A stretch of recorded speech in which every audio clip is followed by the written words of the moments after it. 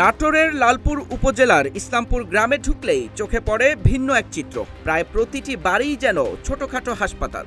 রোগীদের জন্য রয়েছে বেড, অবস্থান করছেন দেশের বিভিন্ন জেলা থেকে আসা রোগী ও তাদের স্বজনরা। স্থানীয়দের ভাষ্য অনুযায়ী ৮০-র দশকে আবুল হোসেন নামের একজন ব্যক্তি বিনা পয়সায় হাড়ভাঙা রোগীদের সেবা দেওয়া শুরু করেন।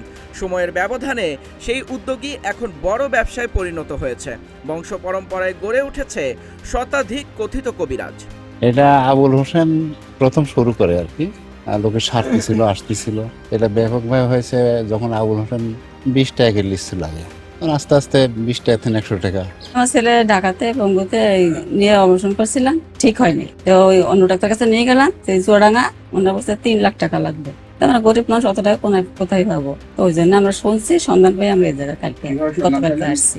হাসপাতালে গেছিলাম, প্লাস্টার করে দিছে, দেওয়ার কইছে যে 1 মাস রাখতে হবে। তারপরে 1 মাস পর আমরা গেছি, এক্সরে করার পরে কইছে জোরালো একদম লাগেনি, আর 15 দিন রাখতে হবে। টাকা লাগবে এখন বেশি, আমার সামর্থ্য নাই তো অত টাকা পয়সা জোগাড় করা। এখানে আপাতত মনে হয় 20 হাজারের মতো খরচ হবে।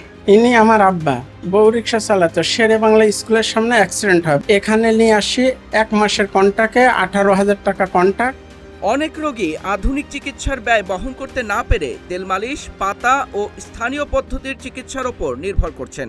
তবে এই চিকিৎসার ভয়াবহ পরিণতির অভিযোগও রয়েছে। গ্রামটিতেই দেখা মিলেছে এমন কয়েকজন রোগীর যারা অপচিকিৎসার শিকার হয়ে স্থায়ী শারীরিক জটিলতায় ভুগছেন।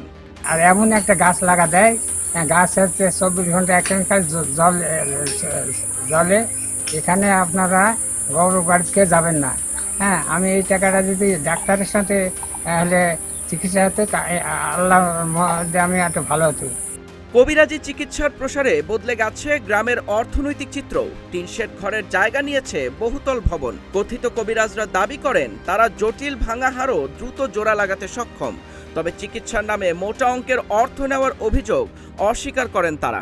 গাছ আপনার বাকি সুন্দরের গাছ আছে, আদারের গাছ আছে, কিছু কিছু একরকম জিনিস যাত্রা হয় না। ও 15,000 আছে, 20,000 আছে। খরচ টাকার সাথে হিসাব নেই, খুশি মনে যেটা দিয়ে যায় এটাই আমরা। বিভিন্ন হাসপাতাল থেকে চলে আসে, তাদেরও আমি চিকিৎসা করি। এখন রড ভরে আছে, এন্টেনা করে আছে, নানান রকম ঝামেলা, তা তারাও করতে হচ্ছে চিকিৎসা, না করে উপায় না যায়।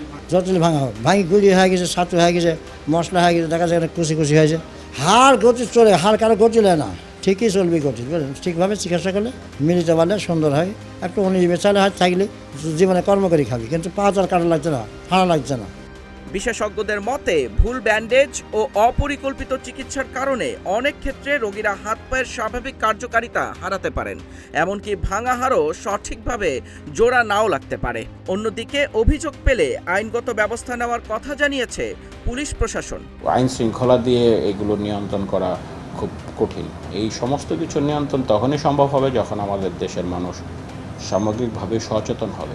অন্যথায় এগুলো ল অ্যান্ড অর্ডার দিয়ে পুলিশ সুমোটো গিয়ে এগুলো নিয়ন্ত্রণ করতে পারবে না। ঝাড়ফুঁক চলে, পানি পড়া চলে, তাবিজ চলে, এখনও চলে। আবার এটার একটা বড় ভক্ত শ্রেণীও আছে যারা এটাকে রক্ষা করার জন্য আবার তারা অনেক সময় আইন শৃঙ্খলারও অবনতি ঘটায় ফেলে, মব তৈরি করে ফেলে। তো এরকম নানা কিছু আছে, এগুলো এখনও চলছে। 2021 সালে জেলা প্রশাসন, সিভিল সার্জন অফিস ও পুলিশের যৌথ অভিযানে কিছুদিন বন্ধ ছিল এই কার্যক্রম। তবে সংশ্লিষ্টদের অভিযোগ, নিয়মিত নজরদারির অভাবে আবারও পুরোদমে চলছে কথিত এই চিকিৎসা বাণিজ্য। মাহাদি ইসলাম, গ্রিন টিভি ডিজিটাল।